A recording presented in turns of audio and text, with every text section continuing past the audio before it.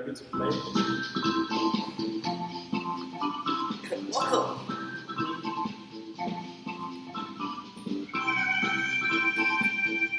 Hey, Patrick.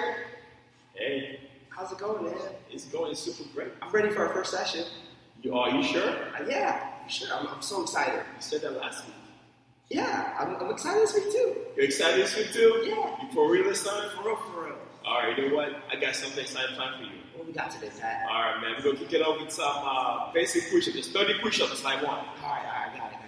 1, 2, 3, Come 4, on, man. 5. That is no push-up. What am I doing wrong? What? You got to go all the way down. All the way down? Yes, sir. All right, all the way down. I'm laying on the ground.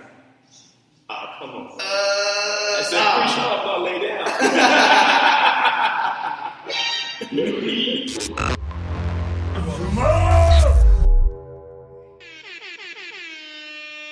Welcome to episode 42 of the Catch Up Podcast with me, Brian Sumo Sumardi, the number one podcast to feed your curiosity. And check it out. Today's guest, welcome back, Patrick Ocheni. Yes, glad to be here, Brian. Glad to be here, man. I'm fired up.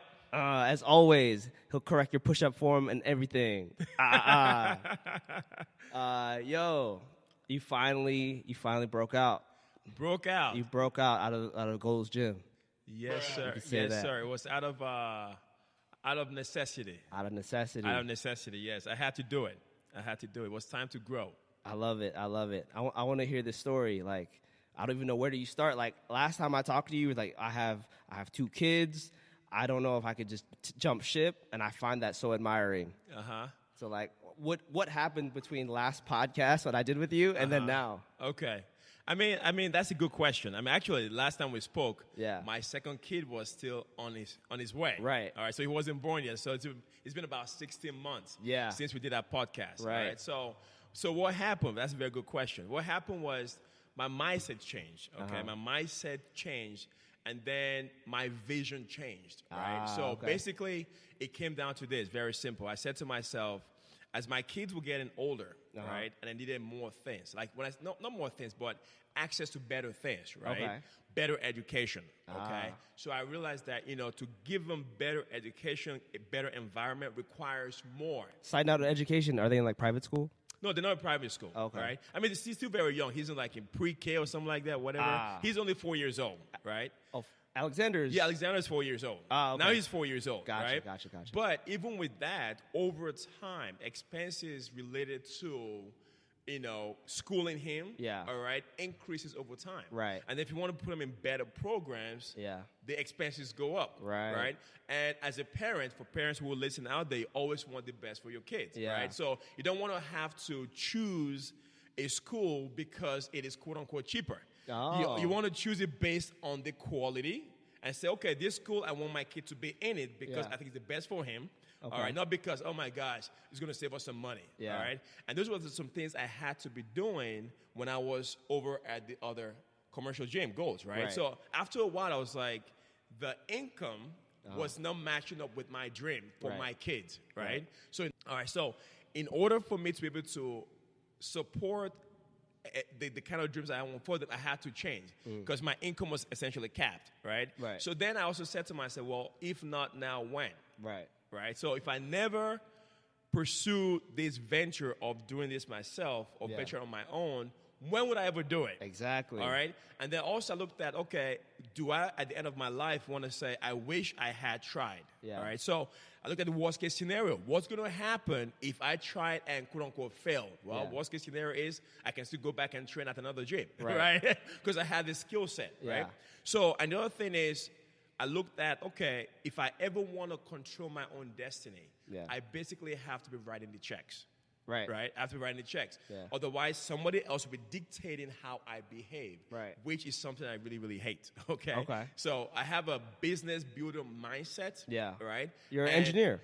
Former engineer. Yeah, former engineer. Former engineer. So I have a business builder mindset. I want to control my own destiny, right? So that was some of the things that led me to make that decision that I've got to do it. And also, here's the thing. In order for you to be able to achieve greatness in this country, achieve massive success, you have to own a business, right?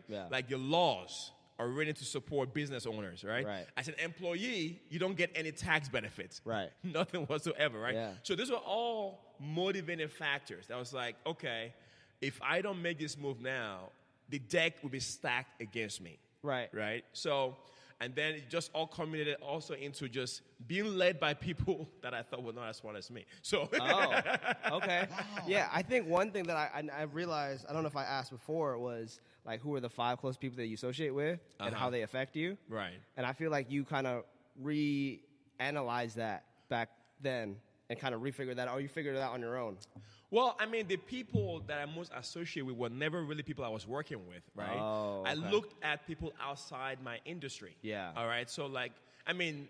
That's an interesting way of thinking about it. Oh, yeah. I mean, because the thing is sometimes not everybody has access to the kind of people you need to have as mentors, right? Right. So if I want Tony Robbins as my mentor, yeah, I'm going to have to pay a lot of money. But I can read Tony Robbins' book and get closer to him that way, right? So there were a lot of people I was following online that I was associated with, not necessarily in person, but catching your mindset, right? Yeah. You talk about Gary Vaynerchuk, that's just one example, right? You talk about Ty Lopez, that's another example. These people are not in the fitness industry, right? But you look at what they're doing. Their strategies. Like, exactly, right? Those are people in my mind that I associate myself with. Well, they're all marketers. Exactly, they're all marketers, exactly. So that's another thing. That's a great point.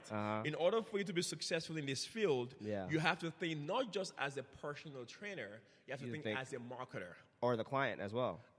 Yeah, because marketers think as their clients. Yeah, exactly. That's how you sell. To be able to achieve, the most success, right? As a trainer, so you have to put your trainer's hat on, your marketer's hat on, right?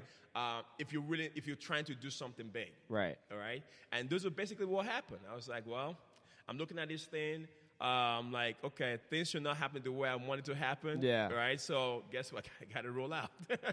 Okay. I mean, that's basically what it came down to. If you want to break down numbers, how long were you at Gold's?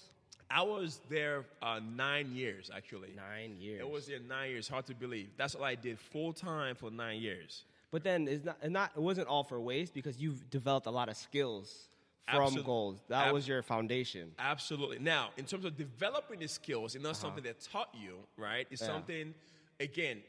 Experience? Or not necessarily experience, like you being self-motivated, right? So, like, on day one, I came in, they just threw me to the wolves. Yeah. All right? Right. And I remember that. Exactly. Just throw it to the wolves and then make it happen, yeah. right? So, you have to have some level of self-motivation, right? And then you have to have a vision of where you want to go. Yes. So, okay? So, when you have that drives you to seek out the information you need to succeed. Yeah. So, when I came in, my motivation was, look, I got to prove...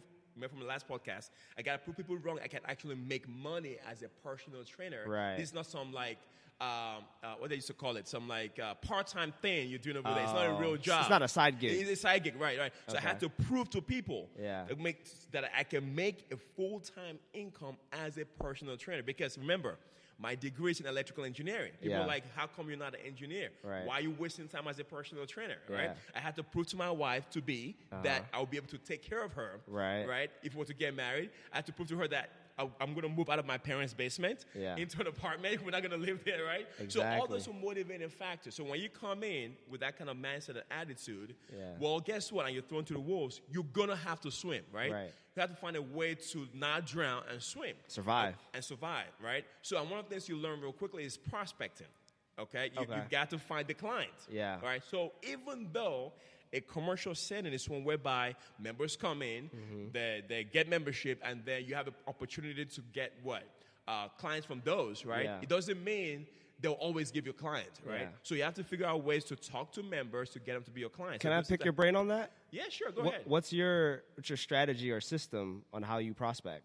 Okay, it's very simple. Well, you learn over time that it's not just about working hard, it's about working smart. Right. And I see people make a lot of mistakes. So, for example, you have to know ahead of time the kind of client that's most likely going to become a client. Ideal client, right? Okay. So that's also be more likely to be like, okay, this thing can help me out, right? So I was telling somebody, a former trainer recently about that. I just joined the gym, actually. Okay. Joined before I left, all right? Okay. And this is something they don't teach you, okay? Right. This is like top secret information I'm about to share with you right now. Double secret classified. So basically, people come in, and one thing they used to do, and a lot of gyms do this, a lot of commercial gyms do this, and a lot of trainers do this. What's that? So members come in, right, and they basically tackle them and say, oh, do you want to...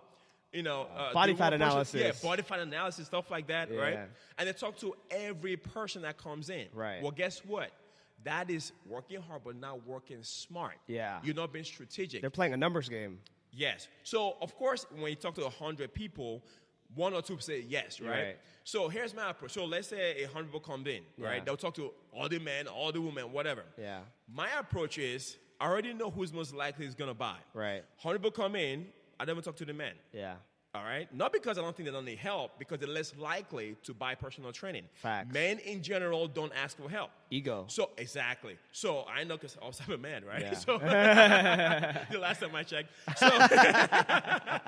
So why, if 100 people coming in, why am I going to waste my time trying to talk to them? Yeah. I'm not saying never talk to men. Right. You have to be strategic. If I have X amount of time to talk to people to prospect, be strategic. So already, let's say to keep the math simple. Be efficient with your time.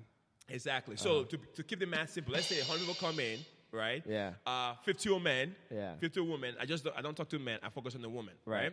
Now, of the 50 women, you still have to break it down. Yeah. All right. Now, I happen to know somebody that's more likely to need help is maybe somebody that needs to lose weight. Right. So 50 women come in. Why am I going to talk to that skinny woman? Right. All right. Now, I'm not saying she's not trying to get stronger. She's not Right. trying to get fitter. Right. Yeah. She might need personal training, but she's less likely. She can psychologically justify why she should not get personal training. Right. Right. So now I narrow it down. Let's say there are 25 of those. Now I have 25 women Yeah. who need to lose weight. Right. Right. So now I'm aiming for a percentage of the 25% as opposed to trying to get the 100. Right. So when I talk to 25, I have a higher closing ratio. Facts. Because guess what? They're like, well, I've been doing myself for a while. I've not been able to lose the amount of what I want, right? He might be able to help me. Yeah. And they can justify getting a personal trainer. Right. That's how you work smart. That's an example, right? As opposed to working hard. Okay. That's why my closing ratio was always high. People, they never understood how come Patrick, every time he saw at least 3 people, I'll close at least 33%. Yeah. I mean, like consistently over time. Yeah. Because I'm very smart about the kind of people I approach. Right. And also we can talk about, that's going deep, but Yeah. talk about how you now talk to this person to get them to see the value. Because it's one thing to be in front of somebody who's more likely to get personal training. Yeah. It's another thing to help them understand the value they'll be getting from a personal trainer. That's Right. a whole other conversation, right? So, in other words, you've kind of solidified your branding. Exactly. You branded yourself as a weight loss specialist because that's ideally who you want to work with, and that's what you've been proven to have results. Plus, if you look at the numbers, right? Most people, in terms of like opportunity, you have a good opportunity with people that want to lose weight. Because there are more people that are overweight in this country, Facts. right? You see what I mean? Yeah. So I'm an engineer. I deal with numbers. I look at the data, okay? Yeah. All right, if I want to focus my time, my energy, I want to build my business, okay? I could say, I love athletes and they're great and everything. They'll pay me a lot of money. But guess what? How many people are athletes? Right. Very few percentage are athletes, right? Yeah. So 1% of like people who reach NBA professional level. Exactly. So now I'm fighting for that 1%, with other trainers, right? And that's very specialized anyway. Yeah. Whereas I have 98% of the people over here who are overweight, right? Yeah. Who just want to lose. Who just want to lose weight and 10, just feel 20 good. pounds. Exactly, right? So that's an example of working smart as opposed to working hard. So when you think that way, guess what?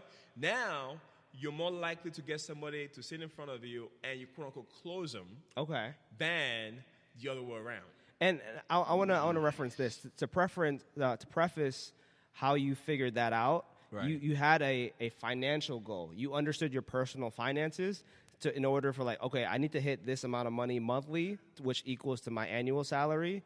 And in order for me to do so, I need a high closing percentage. So therefore, I cannot choose my passion, whether it is athletes, and go for the greater amount of probability, which is the overweight clientele in the fitness world. Does that make sense? Yeah. That's some of it. Yes, Okay. yes. But initially, all right, going back to how do you prospect, right? It started with the self-motivation, having that vision of what drove me in the beginning, right? What drove me led me to learn prospecting. Right. So on day one, I didn't come in knowing this information, right? Trial by error. I'm like, everybody around me is doing this same approach, but they're